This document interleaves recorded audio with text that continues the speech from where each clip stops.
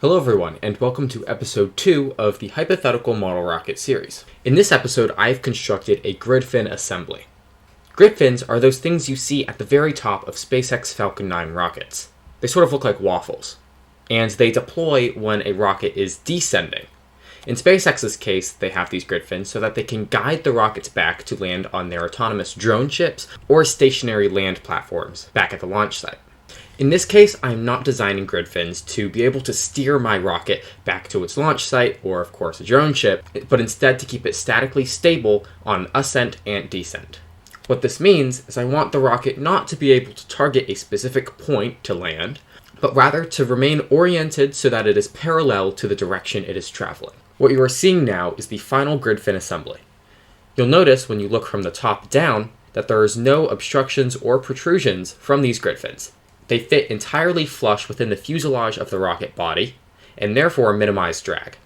Grid fins deploy as such at the desired point in flight. They can also be retracted later.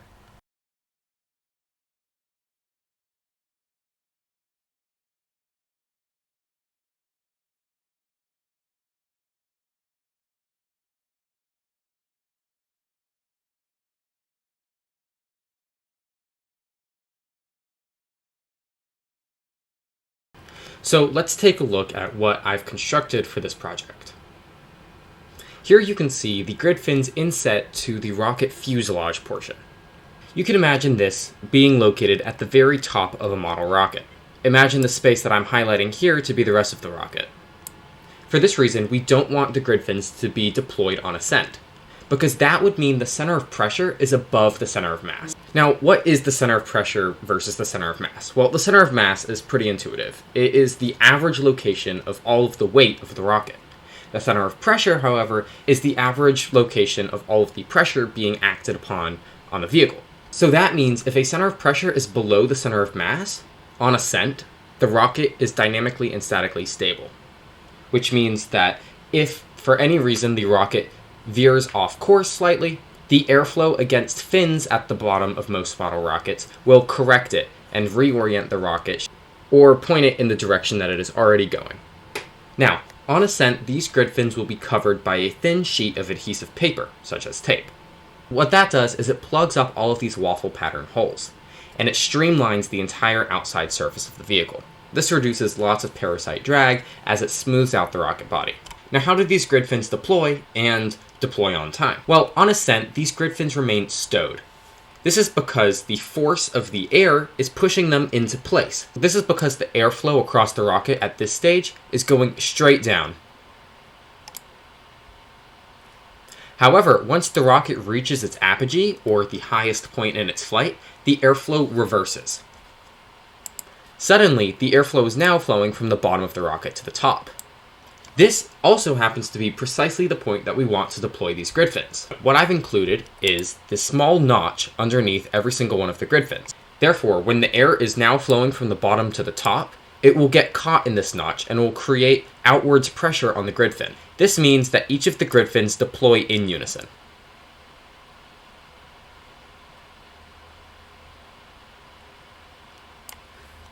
Once the grid fins reach their fully deployed state, the pressure of the accelerating air around the body of the rocket holds them in place for the remainder of the flight.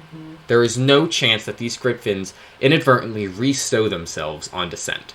Of course, now that the grid fins are fully deployed and air is rushing through the bottom of the waffle pattern, it pushes off the adhesive tape that was meant to streamline the vehicle on ascent. The grid fins are now fully open and ready to do their magic.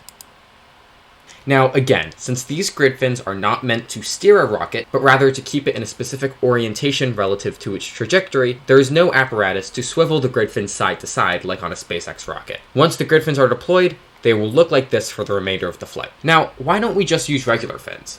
Now, we technically could use more standard model rocket fins just on the top. However, it would be harder to stow these fins on ascent and deploy them on descent. So we've opted for this sort of fold-out design. Now, why did we select the waffle pattern? Now, if the vehicle is oriented parallel to the direction it is traveling, you notice that the airspace in between this waffle pattern is great. There's lots of area for air particles to flow through these waffle grooves on the grid fin without creating drag on the vehicle and slowing it down. However, what happens when the vehicle, for whatever reason, goes off course? Well, now the air is approaching it from a different angle, and you'll notice that the white space that shows all of the points where the air can flow through the fin is greatly reduced. This creates lots of pressure in the opposite direction to which the vehicle is wrongly aligned. This means it naturally corrects itself and keeps itself in the correct orientation throughout the entire flight. Once landed, an operator can easily stow these grid fins and reset them for the next flight. So this is the grid fin assembly that I've made for this project. I'm actually pretty proud of it, and it involved a whole lot of thinking, and it caused me to learn a lot more about Onshape CAD. For example, the sketches that I did in this project became much more complex than any of the ones that I had done before.